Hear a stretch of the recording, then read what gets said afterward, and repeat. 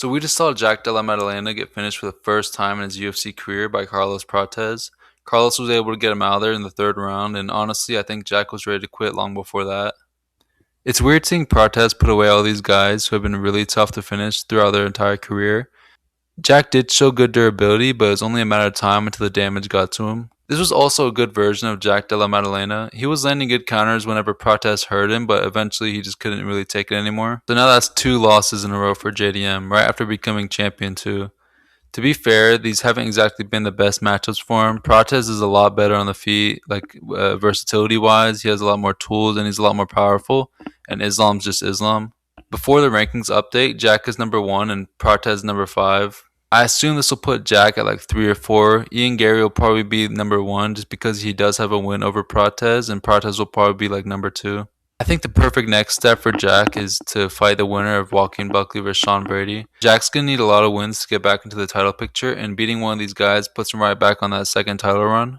For Jack's sake, I think Brady winning is the best case scenario because, in my opinion, Jack does a lot better against grapplers than he does strikers. And if Sean Brady is getting TKO'd by Bilal, I mean, what chances do you really have against Jack Della Maddalena, who also has very good takedown defense? Buckley, on the other hand, would be a lot tougher of a challenge because he's really powerful on the feet and he's just more comfortable standing up with someone like Jack Della Maddalena. I think power for power, Buckley also hits harder than Prates. I mean, I know they strike differently. Buckley wings his shots from like a mile away, so I don't know exactly, but I think Buckley has more natural strength and power.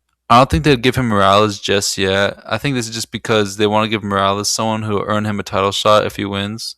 There's no shortage of welterweights just because the division is pretty much at its peak.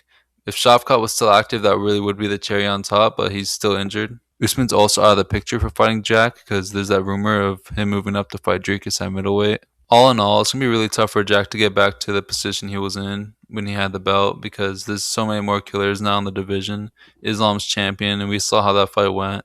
There's not going to be much incentive for him to fight the champion just because of how dominant that fight was. It really is kind of sad though because he really has been getting like the worst possible matchups. Like he beat Bilal Muhammad, which is a really good win, but as soon as he gets out of that, he has to fight the pound for pound number 1 fighter in the world in Islam, moving up to welterweight. And obviously, Islam is just a tough style for anyone to beat. I mean, he's literally the pound for pound number 1 fighter in the world for a reason. One thing I was surprised to see in this fight was Jack shooting takedowns. I knew that was probably something he would consider, but I'd never seen him really do it in the UFC.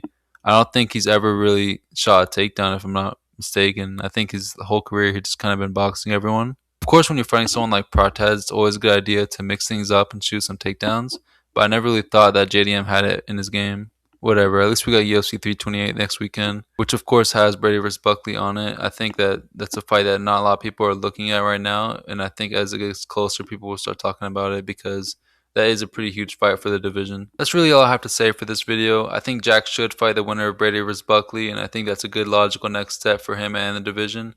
If you like this video, please consider subscribing, and I'll see you guys in the next one. Peace.